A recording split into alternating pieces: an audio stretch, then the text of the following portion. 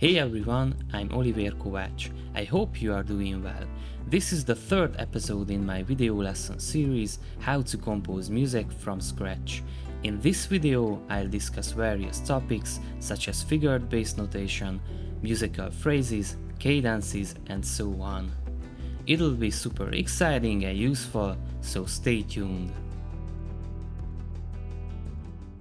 As I explained in the previous episode of this series, diatonic chords are chords that use only the notes found within a particular scale. Every scale has its own unique diatonic chord structure, including the natural minor scale. Here are the diatonic chords of the natural minor scale.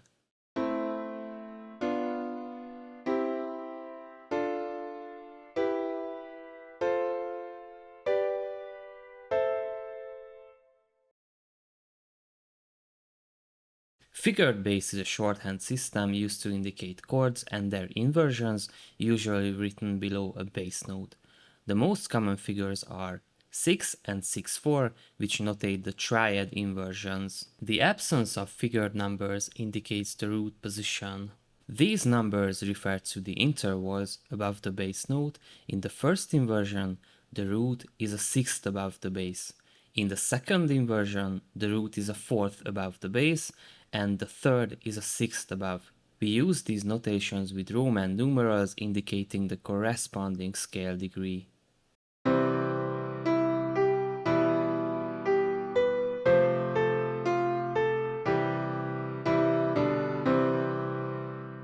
An accidental next to a figure number alters the pitch of the corresponding interval above the bass note. For example, a 6 with a sharp raises the sixth above the bass. A standalone accidental always modifies the third above the bass. For instance, a flat without a number lowers the third above the bass note.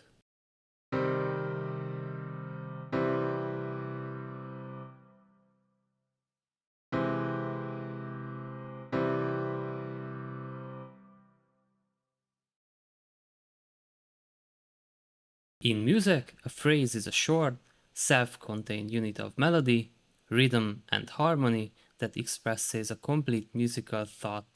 If you write a musical idea that spans 4 to 8 bars, it's likely a phrase, especially if it feels complete. Let's see an example.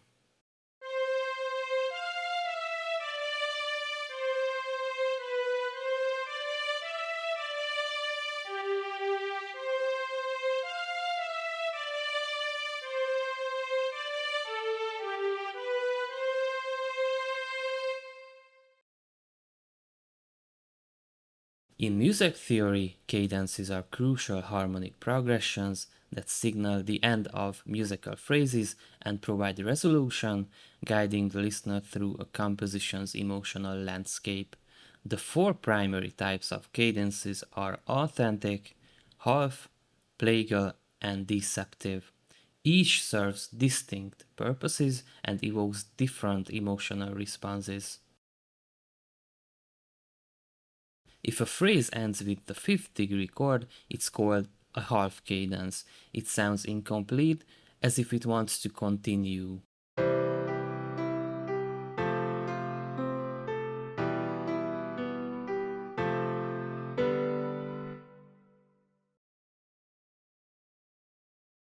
An authentic cadence occurs when the fifth or seventh degree chords are involved and the last chord is the tonic.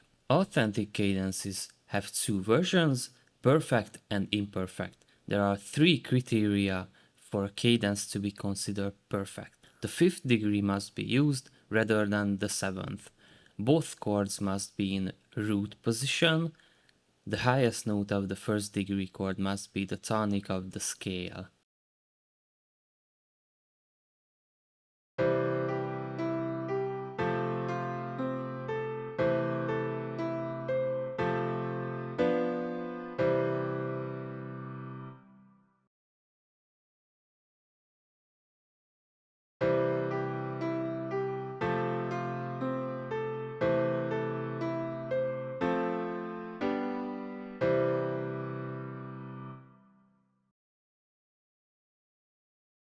If a cadence includes a fifth degree chord, but the last chord isn't the tonic, it is called a deceptive cadence.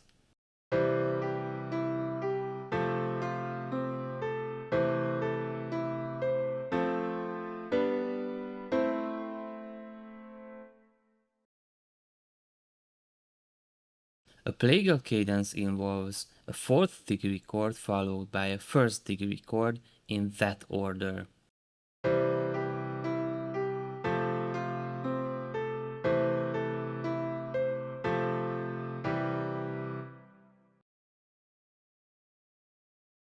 Try to understand how to use these cadences effectively.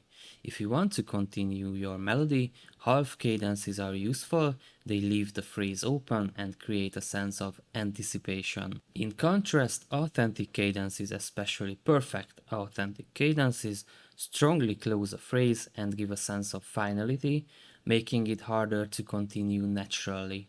Imperfect authentic cadences can also mark the end of a phrase, but they are less conclusive, so you still have room to extend your music. Deceptive cadences are great for changing direction, they avoid the expected tonic resolution and can lead you into different scales or keys, keeping the music moving in a surprising way. Understanding music theory is essential, but the real challenge lies in applying it creatively. There are two main approaches to composing music, the melody-first method and the chord-first method. As the names suggest, some composers begin by writing the melody, while others start with a chord progression.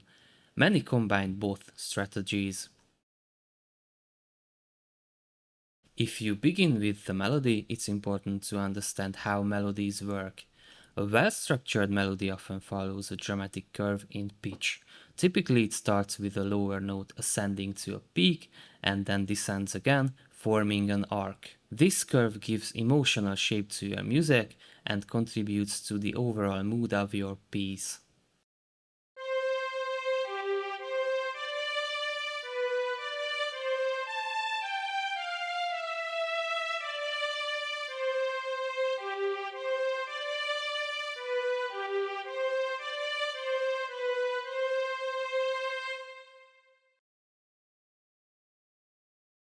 If you prefer to begin with chords, consider this. In any given key, you have 7 diatonic chords, each built from the notes of the scale.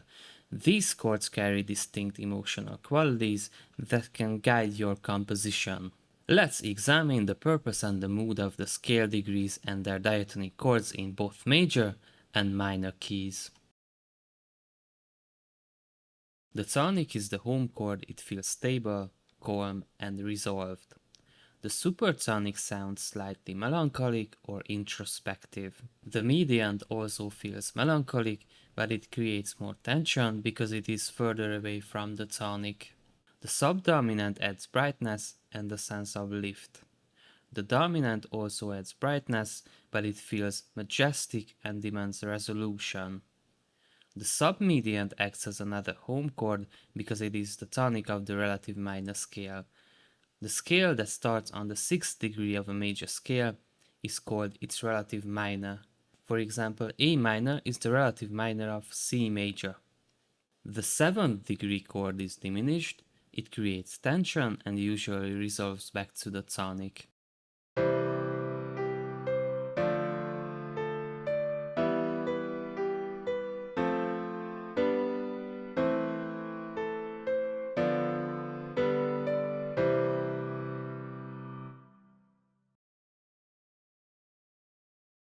The tonic is the home chord in minor as well, providing a somber and introspective mood. The 2nd degree chord is diminished, so it creates tension and instability. The mediant is the tonic of the relative major, so it feels bright and optimistic, almost like a second home. The subdominant in minor sounds melancholic and somber. The dominant is also melancholic, but it adds more tension. The submediant is majestic and bright, offering a strong contrast in minor. The 7th degree chord is major in minor keys and feels the most neutral among the diatonic chords. It often serves as a passing chord.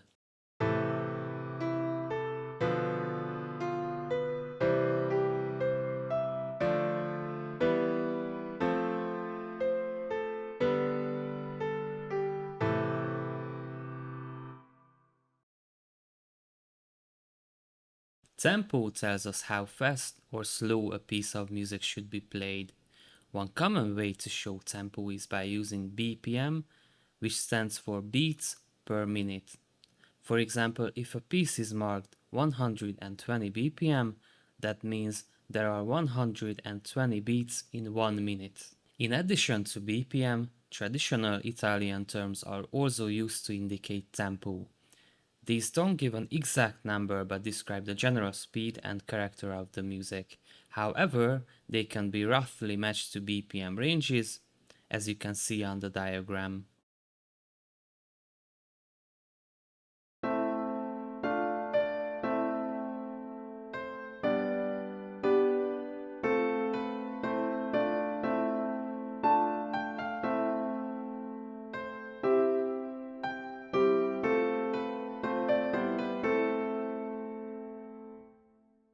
At this time I composed a simple music piece in A minor.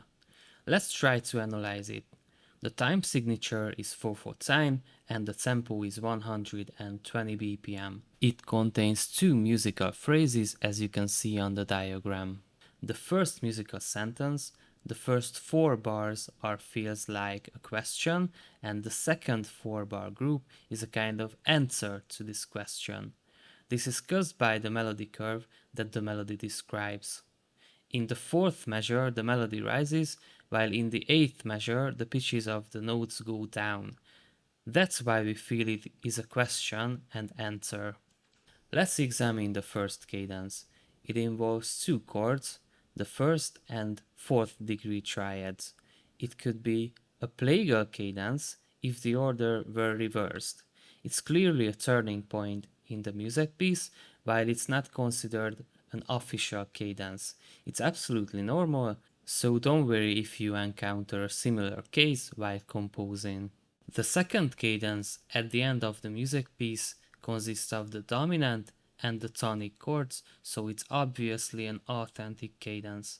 The dominant chord is in the first inversion, hence this cadence is imperfect.